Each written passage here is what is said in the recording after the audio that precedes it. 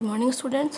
Previous class में हम लोग पढ़ रहे थे प्रिजर्व नेचर पार्ट 5 चैप्टर 5 का पार्ट 1 पढ़ा था, जिसमें हम लोगों ने पढ़ा था कि चिंटू पिंटू दो पेड़ थे जिनके बहुत सारे जानवर दोस्त थे।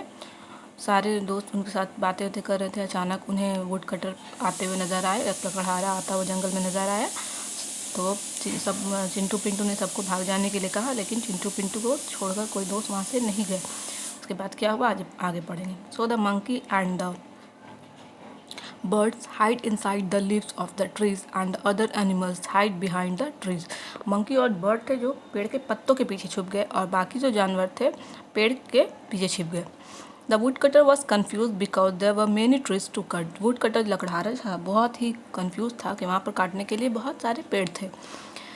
Suddenly he saw Chintu and Pintu the huge trees. अचानक उसकी नज़र कहाँ पड़ी? चिंटू और पिंटू पर. वो अचानक क्या देखता है? चिंटू और पिंटू को देखता है जो बहुत विशाल पेड़ था.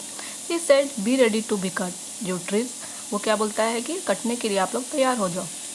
The wise old wolf had already told his plan to the other animal. उसमें एक चालाक भेड़िया जो था उसने पहले से कुछ प्लान करके रखा था जो सारे जानवर को उसने बता दिया था. When the woodcutter came near the trees, the group of monkeys jumped on him and started imitating him.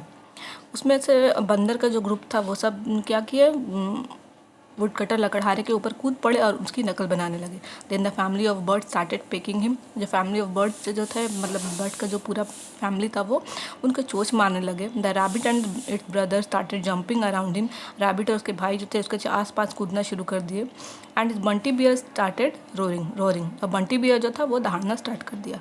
When all the animals were busy to their work, the wise old wolf ran to the lion king. जब सारे जानवर अपने काम में busy थे, चालाक भेड़िया था वो दौड़कर कहाँ जाता है? राजा के पास, यानी किंग लॉयन के पास, शेर के पास. The wolf told the king what he had to do.